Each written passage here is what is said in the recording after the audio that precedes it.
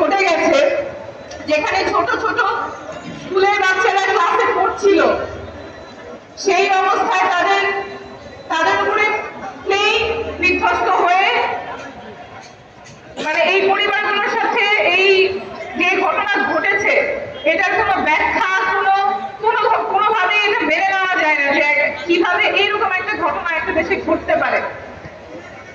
এই ঘটনায় আমরা সুষ্ঠু বিচার চাই, নিরপেক্ষ তদন্ত চাই, যাতে যে যে দায়ী, যে যে দোষী সবাই যাতে জবাবদিহিতার আওতায় আসে। এই বাংলাদেশে যাতে এই ঘটনার কখনো ঘটতে না পারে। সেই সাথে আরেকটা কথা আমাদের বলার প্রয়োজন, আমাদের দেশে অনেক দুর্যোগ হয়, অনেক ধরনের জরুরি পরিস্থিতি তৈরি হয়, কিন্তু সেই জরুরি পরিস্থিতি কিভাবে মোকাবেলা করা হবে, কিভাবে সামাল দেওয়া হবে, সেইটার জন্য কোনো ব্যবস্থা এখন পর্যন্ত 53 বছর পরে স্বাধীন বাংলাদেশে তৈরি হয় নাই। একটা দুর্ঘটনা হলো, একটা রোড ট্রাফিক অ্যাক্সিডেন্ট হলো, সেখান থেকে কিভাবে যে ভুক্তভোগী, যে ভিকটিম, তাকে কিভাবে হাসপাতালে নিরাপদে নিয়ে যাওয়া হবে, দ্রুততম সময়ে নিয়ে যাওয়া হবে, কোনো ভিড় ভাট্টা এড়িয়ে দ্রুততম সময়ে তার চিকিৎসা কিভাবে নিশ্চিত করা হবে, তার কোনো ব্যবস্থা বাংলাদেশে করা হয় নাই।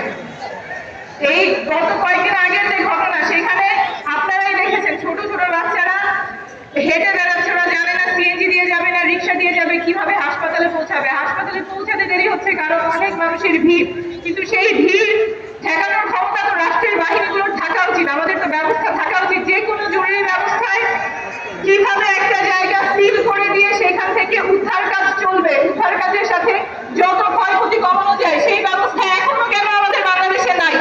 যেই মৃত্যুগুলো আমরা এড়াতে পারি, দুর্ঘটনা কিছু সময় এড়ানো যায় না, তারপরে সেই দুর্ঘটনার তদন্ত হওয়া উচিত যাতে এই দুর্ঘটনা না হয়।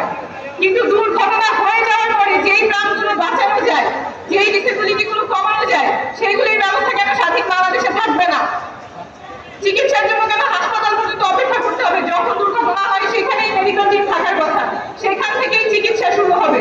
জীবন বাঁচানোর চিকিৎসা শুরু করার জন্য তো ঘন্টার পর ঘন্টা অপেক্ষা করার কথা না। চিকিৎসা বিজ্ঞান আগায় গেছে, কিন্তু মানুষের কল্যাণের জন্য সেই ব্যবস্থা আর আগায় নাই। রক্ষে রক্ষে দুর্নীতি, কারো কোনো মানুষের জীবনের প্রতি কোনো মায়া নাই, কোনো খেয়াল নাই, শুধু নিজেদের স্বার্থ কিভাবে উদ্ধার করা যায়। এই বাংলাদেশে আমরা ফেরত যাব না। আমাদের অবশ্যই এমন ব্যবস্থা নিশ্চিত করতে হবে যেখানে মানুষের জীবনের মূল্য থাকে।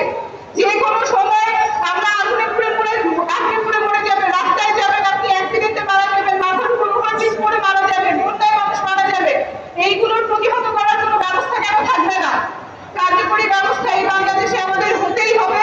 মানুষের যাতে নিরাপত্তা থাকে, জীবনের নিরাপত্তা থাকে,